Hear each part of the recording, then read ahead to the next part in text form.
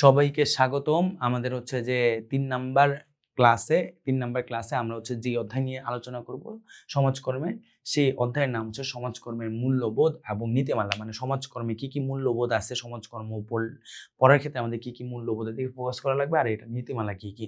সমাজকর্মের মৌলিক মূল্যবোধ হইতেছে, প্রথম জায়গাটা হইতেছে মানব মর্যাদা, ২ নাম্বারটা হইতেছে ব্যক্তি স্বাতন্ত্রতা, তারপরে হচ্ছে সামাজিক ন্যায় বিচার। ঠিক আছে, সমাজকর্মের তাহলে মূল্যবোধ কি কি?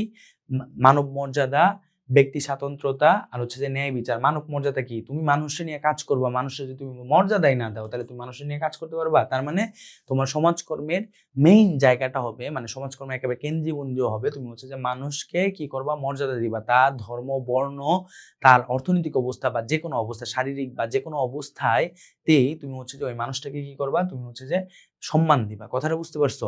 এইটা হবে হচ্ছে যে সমাজকর্মের একেবারে প্রথম মূল্যবোধ। ২ নাম্বার মূল্যবোধ হবে ব্যক্তি স্বাতন্ত্রতা। ঠিক আছে, প্রত্যেকটা সমাজে হচ্ছে যে সমাজকর্ম মনে করবে, বা তুমি যদি সমাজকর্মে বিশ্বাসী হও তাহলে সমাজকর্ম বিশ্বাস করবে প্রত্যেকটা মানুষ হচ্ছে আলাদা, প্রত্যেকটা মানুষের হচ্ছে যে সমস্যা আলাদা, তাদের প্রত্যেকটা সমস্যার সমাধানের পথও আলাদা। ঠিক আছে, সবার একজনের জন্য একটা জিনিস হয়ে গেছে আরেকজনের জন্য সেম হবে, এইটা ভাবলে হচ্ছে যে তুমি ব্যক্তি স্বাতন্ত্রতার ব্যাপারটা হারাই ফেলবা, তাহলে আর তুমি মৌলিক মূল্যবোধে থাকলা না। ঠিক আছে, আরেকটা সমাজকর্মে আরেকটা মৌলিক মূল্যবোধ হচ্ছে সামাজিক ন্যায় বিচার। ঠিক আছে, সামাজিক ন্যায় বিচার কি? সামাজিক ন্যায় বিচার বলতে সমাজের সব স্তরের সাম্য ন্যায় বিচার প্রতিষ্ঠা করা এবং সমাজে হচ্ছে যে করা। মানে ন্যায় বিচার বলতে বোঝায়, আমরা বলি ইনসাফ। ঠিক আছে, মানে সঠিক বিচার, সবার জন্য সমান অবস্থা। ঠিক আছে, এই জিনিসটা হচ্ছে যে সমাজকে তোমার হচ্ছে যে মানে নিয়ে আসবে সব স্তরের মানুষের জন্য সমাজকর্ম। ঠিক আছে, সমাজকর্ম যে পেশাটা আছে সেই পেশার কিছু হচ্ছে নীতিমালা আছে। প্রথম নীতিমালা হচ্ছে গোপনীয়তা।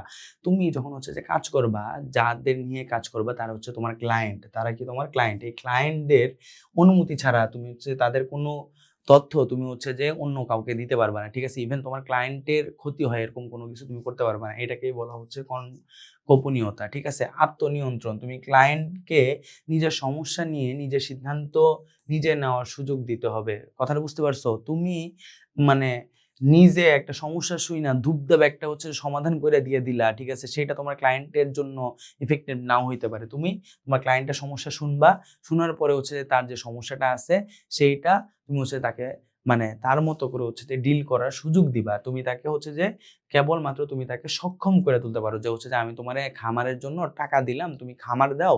এখন খামার তুমি তারা কইরা দিতে পারবা না, ব্যাপারটা বুঝছো না? তোমার এই জায়গায় আত্মনিয়ন্ত্রণ থাকা লাগবে, আর পেশাগত সম্পর্ক থাকা লাগবে। এখন তুমি কোনো ক্লায়েন্টে যায়া ক্লায়েন্টের সাথে কোনো ধরনের আবেগীয় সম্পর্কে হচ্ছে তুমি যদি হচ্ছে জড়ায় পড়ো, ঠিক আছে, তুমি যদি তারে বোন ভাই বানায় ফেলো, ঠিক আছে, তাহলে দেখবা যে হচ্ছে তোমার ক্লায়েন্টের সাথে তোমার যে সম্পর্কটা আছে সেটা হচ্ছে যে নষ্ট হয়ে যেতে পারে যে কোনো সময়। তো তোমার হচ্ছে পেশাগত সম্পর্ক সেই জায়গায় বজায় রাখা লাগবে না, তোমার কি আবেগীয় ভাবে নিরপেক্ষ থাকা লাগবে।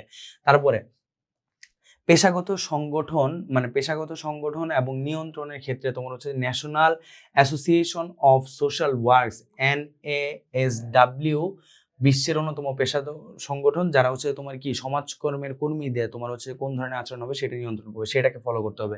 মান নিয়ন্ত্রণ, পেশাগত সংগঠনগুলো তোমার হচ্ছে যে সমাজকর্মের শিক্ষার মান বজায় রাখা, গবেষণা পরিচালনা এবং সমাজকর্মীদের অধিকার রক্ষায় কাজ করে, আর হচ্ছে যে জবাবদিহিতার জায়গাটা তোমার হচ্ছে থাকা লাগবে। ঠিক আছে, কথা বুঝতে পারছো? আচ্ছা, তাহলে আমাদের এই চ্যাপ্টার শেষ হইলো। আমরা হচ্ছে তাইলে নেক্সট চ্যাপ্টারটা হচ্ছে তোমার পড়ি।